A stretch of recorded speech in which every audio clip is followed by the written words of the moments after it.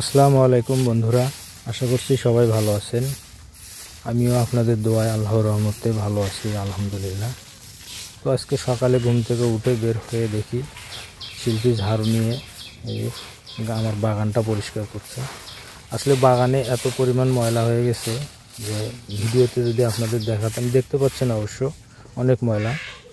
এটা হওয়ার কারণ গত 2 দিন রাতে বৃষ্টি হয়েছিল, পয়লা বৈশাখ চৈত্র মাস শেষের দিকে। তাই গাছেও অনেক পুরনো পাতা ছিল। তো পাতাগুলো বৃষ্টি এবং বাতাস একসঙ্গে হওয়ার কারণে সব পাতা মোটামুটি পড়ে গেছে। একদিক থেকে ভালো হয়েছে, সামনে আর তেমন ময়লা হবে না। তো গত 2 দিন কিন্তু এগুলো পরিষ্কার করা হয়নি, এর কারণ মাটিটা অনেক নরম ছিল।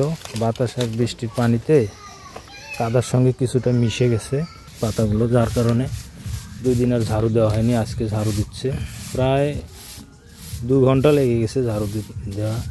যাই হোক, সবগুলো তো আর আপনাদের সঙ্গে শেয়ার করা সম্ভব না, কিছুটা শেয়ার করলাম আর কি। এই ঝাড়ু দেওয়ার পরে এখন দেখতে পাচ্ছেন এই যে একটা গ্রামের মেয়ে, মোট কথা একটা গ্রামের বা গায়ের মেয়ে যাই বলি না কেন, যেটা আর কি সেটা শিল্পীর মাঝে খুঁজে পাবেন আপনারা। তো অবশ্য সব কিছু আপনাদের সঙ্গে শেয়ার করব ধারাবাহিকভাবে, একদিনে তো আর সব কিছু সম্ভব না। এর আগেও কিছু শেয়ার করেছি।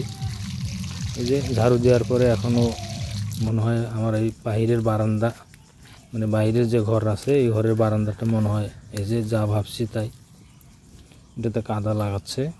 এটা মনে হয় লেপবে, জানি না আপনাদের কোন এলাকায় কি বলেন, আমাদের এখানে এটাকে লেপা বলে আর কি। মাটি দিয়ে লেপতেছে, আপনারা দেখতে পাচ্ছেন। আসলে শিল্পী এগুলো বলতে হয় না, ওর যদি শরীর এবং মন ভালো থাকে ও নিজের থেকে। আমি কিন্তু এগুলো করতে ওকে নিষেধ করি, কারণ আমাদের 2টো বাচ্চা আছে আপনারা জানেন। একটা তো ছোটো, 1 বছর মাত্র, কিন্তু বড়টাও কম না। ওদের পিছনে একটা লোক লাগে সারাদিন, বড়টাকে পড়াইতে হয়, অনেক কিছু। সব কিছুর মাঝে যে ও এগুলো করে, আবার রান্না বান্না সব মিলে ও আমার চাইতে অনেকটা ব্যস্ত আর কি। আমি যদিও ব্যস্ত থাকি ব্যবসার কাজে, তো সব সময় না, কিন্তু ও সব সময় ব্যস্ত। শরীর ভালো থাকলে দেখতে পাচ্ছেন ওর লেপা শেষ হয়ে গেছে মোটামুটি। খুব ভালো করেনি, কারণ সময় শর্ট, তো অনেক কাজ আছে। লেপার পরে এখন এই দেখতে পারলেন এগুলো পরিষ্কার করতেছে। ওকে কোনো কিছু বলতে হয় না, একটা গায়ের মেয়ে সংসার। এই যে এখন ও ছুটছে আমার মিষ্টি কুমড়ার জমির ভিতর দিয়ে। আমার মনে হয় ও বেগুন কাটতে যাবে, কারণ গতকাল ও আমাকে জিজ্ঞেস করেছিল বেগুন পাকছে কিনা।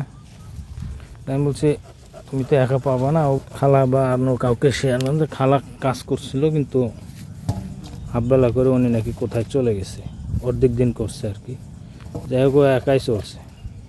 তা আমি ওর পিছে পিছে আসছি ক্যামেরাটা নিয়ে, যাই হোক ও কাজগুলো আপনাদের সঙ্গে শেয়ার করার জন্য। আজকে অবশ্য খুব একটা নাই, কয়েকদিন আগে উঠেছিলাম তো, আর ছোটো বেগুন বেশি লাগানো হয়নি, অল্প 12 শতক এরকম হবে। এই যে বেগুন কাটা শেষ, ও এখন আসতেছে। তো কী বলবো আপনাদের, আসলে নিজেদের প্রশংসা নিজেদের করাটা ঠিক না, আসলে ওর প্রশংসা না করেও না। যে এর আগে আমি লেবার দিয়ে এই বেগুনগুলো উঠেছিলাম, আজকে অবশ্য কম, আজকে লেবার নাই, যার কারণে ও নিজের থেকেই চলে গেছে। যে এখন মনে হয় ভাত উঠাই দিবে যত সম্ভব।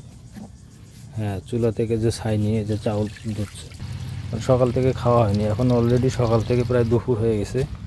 তো কেবল ভাত উঠাচ্ছে, সব কাজ সারার পরে। যাই হোক, সকালে অবশ্য আমরা একটু ভারী নাস্তা করে নিয়েছিলাম। তো আজ আর আপনাদের সঙ্গে এত বক বক না করি, হয়তো অনেকেই বিরক্ত হবেন জানি না। তো আমরা যেহেতু ভিডিও আপলোড করি প্রতিনিয়ত, তো সব কিছু শেয়ার করার চেষ্টা করি।